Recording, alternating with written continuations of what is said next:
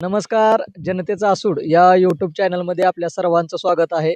आज वंचित बहुजन आघाडीच्या माध्यमातून नरेंद्र कब मिलेगा सिलेंडर या स्लोगन खाली पूर्ण भारतभर हे आंदोलन सुरू आहे आणि माळशिरस तालुक्याच्या वतीने हे आंदोलन तहसील कार्यालयाच्या समोर सुरू आहे. तर नेमक्या प्रतिक्रिया काय आहेत आणि परिस्थिती काय आहे आपण जाणून घेऊया.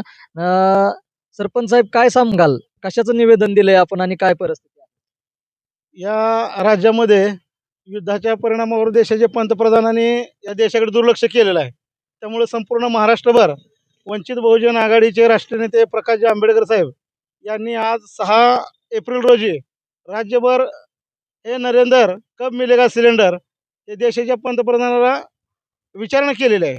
आणि हे आंदोलन गॅस सिलेंडर सुरळीत व्हावं यासाठी हे आंदोलन चालू आहे.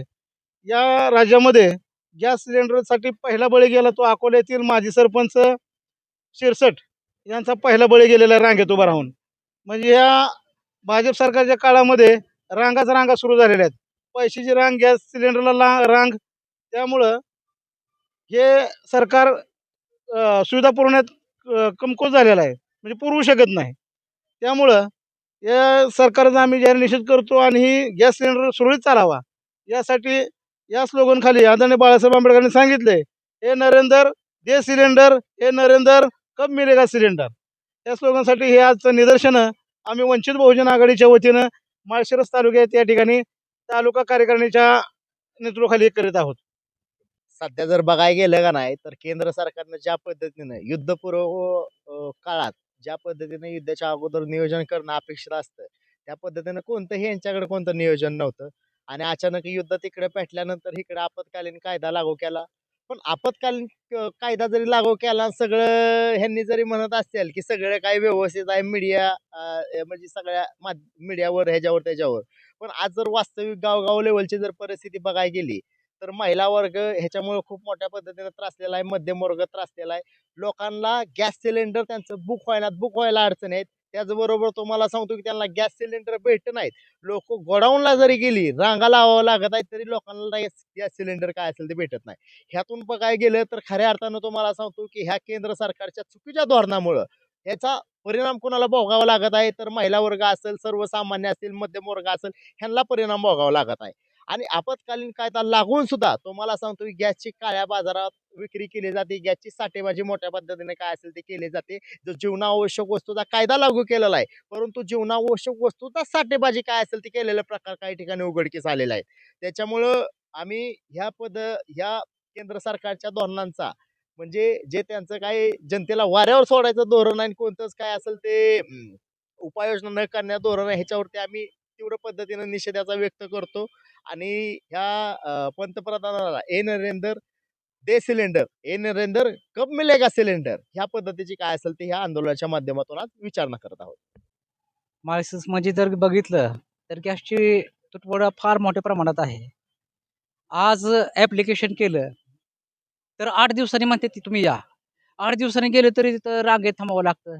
त्याच्यामुळं माणसांची म्हणजे मानसिकता ही होती ना, त्रास होतो. आर्थिक हानी होती, नुकसान होतं. अनेक वेळा नुसतं सगळी कामं सोडून गॅसच्याच मागं लागावं लागतं. त्याच्यामुळं गरीब लोकांचे जे आहे ते हानी होत आहे.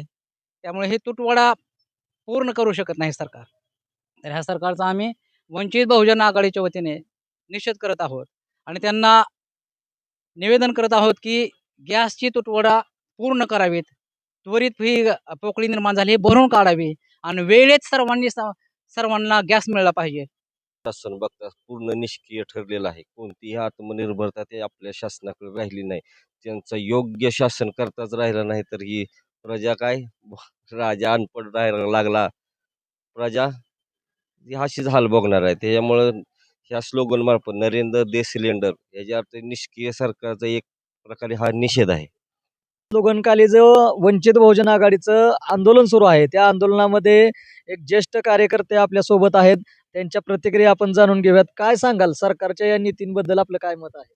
सध्याचं काय सरकार आहे भारतीय जनता पार्टी, हे अगदी मूर्खाचा कळस घातलेला आहे या सरकारने.